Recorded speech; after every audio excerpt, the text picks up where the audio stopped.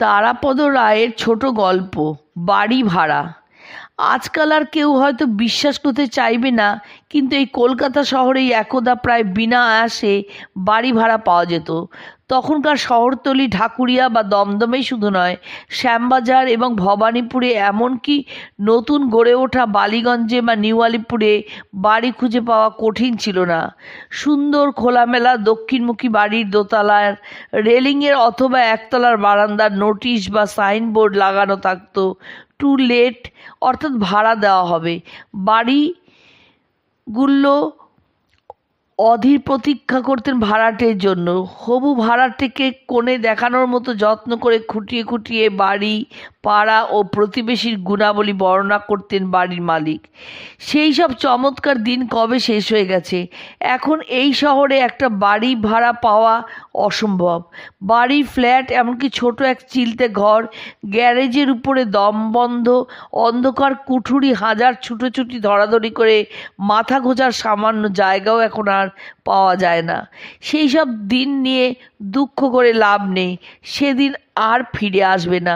শুধু ভালো বাড়ি বা বসবাসযোগ্য ফ্ল্যাটের যে এখন অভাব তাই নয়, ভালো ভাড়াটেও আজকাল আর পাওয়া যায় না। কলকাতার হাজার হাজার বাড়িতে এখন বাড়িওয়ালা ভাড়াটের অহর্নিশি সংগ্রাম চলেছে। সে সংগ্রাম কখনো থানা, কখনো আদালত পর্যন্ত গড়াচ্ছে। শেষ পর্যন্ত হয়তো বাড়িওয়ালা নিজেই বাড়ি ছেড়ে চলে যাচ্ছেন, কাগজে বিজ্ঞাপন দিচ্ছেন ভাড়াটে সমেত বাড়ি বিক্রয়। এই ভাড়াটে সমেত বাড়ি বিক্রয় ব্যাপারটা খুবই গোলমেলে। খবরের কাগজের বিজ্ঞাপন দেখে এইরকম একটা ভাড়াটে শুদ্ধ বাড়ি এক ছিটগ্রস্ত ব্যক্তি ক্রয় করেছিলেন। সে বাড়িতে 2 ঘর ভাড়াটে ছিল। ক্রেতা ভদ্রলোকের ধারণা ছিল তিনি ভাড়াটে সমেত বাড়ির দাম দিয়েছেন, সুতরাং বাড়ির ভাড়াটেদের তিনি ক্রয় করেছেন।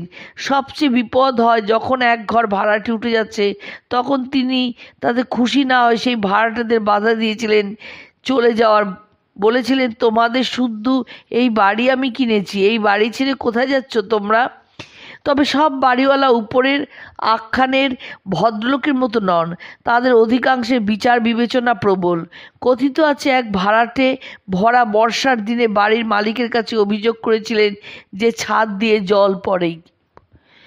তাতে নাকি বাড়ির মালিক ভুরু কুঁচকিয়ে বলেছিলেন, ছাদ দিয়ে জল পড়বে নাকি লেমনেড পড়বে? আসল ঘটনা কিন্তু মোটেই সেরকম নয়। আমার ব্যক্তিগত অভিজ্ঞতা অন্য কথা বলে। এমন একটি বাড়িতে আমাকে কিছুকাল বসবাস করতে হয়েছিল, যে বাড়িতে ছাদ দিয়ে জল পড়ে, কল দিয়ে জল পড়ে না। একদিন গৃহস্বামীকে সে কথা জানালাম। তিনি কলের জলের কথায় কান দিলেন না, কিন্তু ছাদ দিয়ে জল পড়ার কথায় একটি চমৎকার স্তোক বাক্য দিলেন। মোলায়েম কণ্ঠে বললেন, এ নিয়ে মাথা ঘামাচ্ছেন কেন? সব সময় তো আর জল পড়ছে না, শুধু যখন বৃষ্টি হবে তখন একটু আধটু জল পড়বে। উক্ত গৃহস্বামী অবশ্যই নমস্য ব্যক্তি। এবার একজন নমস্য ভাড়াটের কথাও বলি। এই ভদ্রলোকের কথা ইতিমধ্যে কোথায় যেন বলেছি, তবু তাকে বাদ দিয়ে এই প্রসঙ্গ লেখা যায় না। এই ভাড়াটে ভদ্রলোককে আমি দীর্ঘকাল ধরে চিনি। কয়েকদিন আগে বাজারে দেখি তার হাতে 8-10টা ইঁদুর ধরার বাক্স। বাজার থেকে তিনি বেরোচ্ছেন, আমি প্রবেশ করছি। তিনি আমাকে দেখে একটু দাঁড়ালেন, প্রশ্ন করলেন, দাদা, আরশোলা কী করে ধরা যায়? আমি একটু অবাক হয়ে তার হাতে ইঁদুর ধরার বাক্সগুলোর দিকে তাকিয়ে বললাম, আমি কিছু বুঝতে পারছি না। ভাড়াটে ভদ্রলোক বললেন, দাদা, আমি সল্টলেকে বাড়ি করেছি, সেখানে চলে যাচ্ছি এই শনিবার। আমি নির্বোধের মতো জানতে চাইলাম, সল্টলেকে আরশোলা দিয়ে কি করবেন? ভদ্রলোক জবাব দিলেন, সল্টলেকের ব্যাপার নয়, আপনাদের পাড়ার ব্যাপার। যখন এসেছিলাম সেই 7.5 বছর আগে বাড়িওয়ালা ভদ্রলোকের সঙ্গে চুক্তি হয়েছিল আমার ফ্ল্যাট যে অবস্থায় নিয়েছি সেই অবস্থায় ফেরত দিতে হবে, কোনো অদল বদল ব্যতিক্রম চলবে না। এরপরে আমি সম্পূর্ণ বুঝে উঠতে না পারায় ভাড়াটে মশাই বললেন, আমি ফ্ল্যাটে ঢুকে গোটা 40 ইঁদুর আর 100 আরশোলা পেয়েছিলাম। সেগুলো বহু কষ্ট করে তাড়িয়েছিলাম, কিন্তু এখন যাওয়ার সময় চুক্তি খেলাপ করতে পারি না, তাই ইঁদুর আর আরশোলা জোগাড় করছি ফ্ল্যাটে রেখে যাওয়ার জন্য। বাড়িতে বা ফ্ল্যাটে ইঁদুর বা আরশোলা অবশ্য কোনো বিচিত্র ব্যাপার নয়। খোদ মার্কিন দেশে একটি রসিকতা আছে যে প্রথম মহাকাশযানে যে ইঁদুর পাঠানো হতো তার একমাত্র কারণ হলো যে মহাকাশ বিজ্ঞানী এই দায়িত্বে নিযুক্ত ছিলেন। তার ফ্ল্যাট ভর্তি ছিল ইঁদুর, আর তিনি কৌশলে এইভাবে ইঁদুরগুলিকে তার বাড়ি থেকে মহাকাশে পাচার করার প্রয়াস করেছিলেন। বাড়ি ভাড়ার শেষতম কাহিনীটি সত্য ঘটনা অবলম্বনে এবং সেই জন্য কিঞ্চিত দুঃখের। তরুণ চিত্রকর গগনচন্দ্র পাল একটি ছোট ফ্ল্যাটে ভাড়া থাকেন।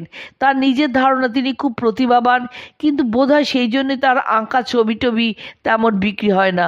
অন্য কোনো আয়ও বিশেষ নেই, ফলে যা হয়, বাড়ি ভাড়া বাকি পড়েছে। বাড়িওয়ালা তাগাদা দিয়ে দিয়ে ক্লান্ত হয়ে উঠলেন, অবশেষে বাড়ি ছেড়ে দিতে বললেন। এক কথায় গগনচন্দ্রের বড় রাগ হলো। তিনি বললেন, জানেন, আজ থেকে 25 বছর পরে লোকে আপনার বাড়ি দেখিয়ে বলবে যে এ বাড়িতে বিখ্যাত শিল্পী গগন পাল থাকতেন। বাড়িওয়ালা গম্ভীর হয়ে জবাব দিলেন, 25 বছর লাগবে না। আপনি যদি এখনই ভাড়া মিটিয়ে না দেন, তবে আজ বিকেল থেকেই লোকে বলবে যে এখানে গগন পাল থাকতেন।